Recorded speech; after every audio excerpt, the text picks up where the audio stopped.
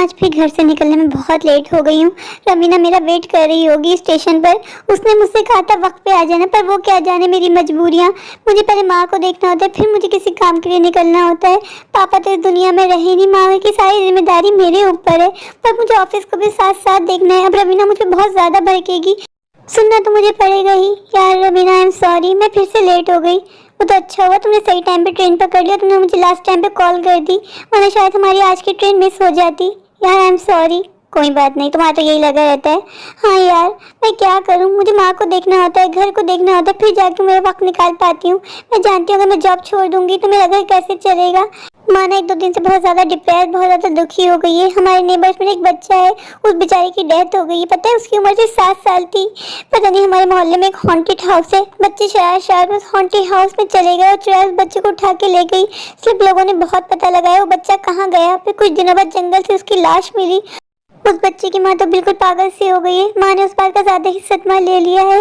बेचारा बच्चा बहुत प्यारा था, पर तुम जानती हो बच्चे होते कितने शरारती हैं। पता नहीं उन लोगों को क्या जरूरत पड़ी थी कि मजाक मजाक में उस बच्चे को उस घर में बंद कर दिया कि 12 घंटे इस घर में गुजारो। वो बच्चे ने बोला हाँ मैं गुजार लूंगा। फिर उन लोगों ने बच्चे को ढूंढा तो बच्चा कहीं नहीं मिला। फिर 2 दिन बाद बच्चे की लाश जंगल से मिली।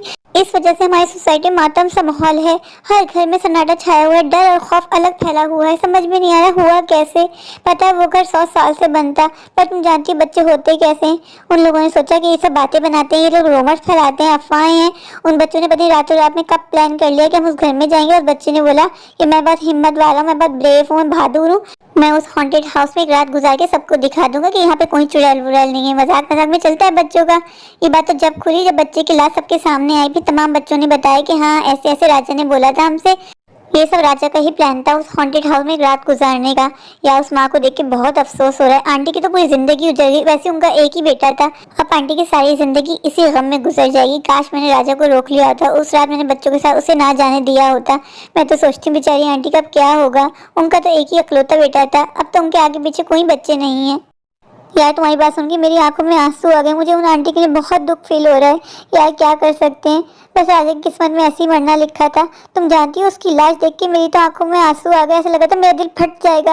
उसकी लाश पहचानने में नहीं आई थी कि वो राजा है, हमारे महल का सबसे प्यारा सबसे खूबसूरत बच्चा। बच्चे को अपनी शरारत की सजा मिल गई। काश वो हॉन्टेड हाउस में कभी गया ही नहीं होता। लोग बताते हैं कि उस घर में एक चुड़ैल रहती है।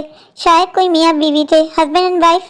वो दोनों उस घर में नई शादी होके आए थे। पता नहीं उस घर में शॉर्ट सर्किट हुआ, क्या हुआ, उस घर में आग लग गई। हस्बैंड को तो बचा लिया गया, पर वाइफ की उसी वक्त मौत हो गई। जब से उस घर में वो किसी को बसने नहीं देती। जो भी वहाँ जाता है वो उसको मार के ही फेंकती है। बेचारा राजा, उसने तो कभी सोचा भी नहीं होगा कि वो मजाक मजाक में जाएगा और उसकी ज़िंदगी यूं ही ख़त्म हो जाएगी। मुझे आंटी को देख के बहुत तरस आता है। अंकल बेचारे तो फिर भी अपने आप को संभाल लेंगे, पर आंटी हर वक्त रोती रहती है। इस वजह से अम्मी ज़्यादा डिप्रेस हो गई हैं।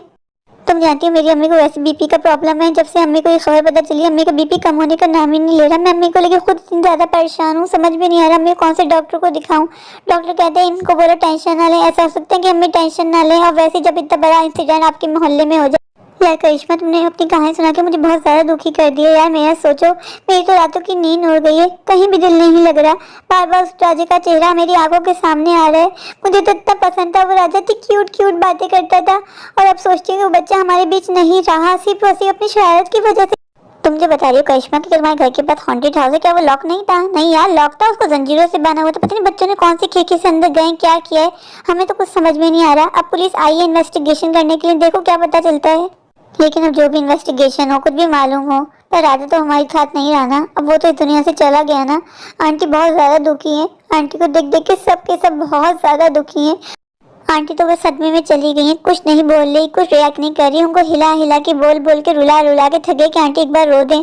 आंटी तो बस ऐसा हो गया जैसे स्टैच्यू बन गई हो। सबने बहुत कोशिश की ना, आंटी की आंख से एक आंसू भी नहीं निकल रहा। ऐसे कैसे चलेगा, समझ में नहीं आ रहा क्या करना चाहिए। सब बहुत परेशान है आंटी को लेके। डॉक्टर ने कहा है कि आंटी को रुलाना बहुत ज़रूरी है, वरना आंटी पागल हो जाएंगी। मैं मैं तो ऊपर वाले से यही दुआ करूंगी कि ऊपर वाला ऐसा दिन किसी माँ को ना दिखाए। आंटी के दिल पे क्या बीत रही होगी कि आंटी का तो छोटा सा बच्चा इस दुनिया से चला गया। आंटी तो बच्चे का आखिरी दीदार भी नहीं कर पाई। आंटी को बहुत दिखाया कि शायद आंटी रो दे, पर आंटी ने कोई रिएक्ट ही नहीं किया।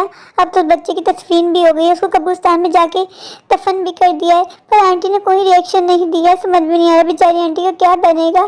सबने बहुत कोशिशें की, उनके अपने घर वालों ने, उनके हस्बैंड ने, पर आंटी कुछ रिएक्ट ही नहीं कर रही। इस वजह से बस बहुत ज़्यादा परेशान हूँ। मेरे प्यारे प्यारे व्यूवर्स, अगर आपको मेरी आज की ये कहानी अच्छी लगे तो प्लीज़ मेरे चैनल को लाइक कीजिए, अपने दोस्तों के साथ शेयर कीजिए और हाँ, मेरे चैनल को सब्सक्राइब करना बिल्कुल मत भूलिए। अभी जाइए जाकर मेरे चैनल को सब्सक्राइब कर दीजिए। Thank you.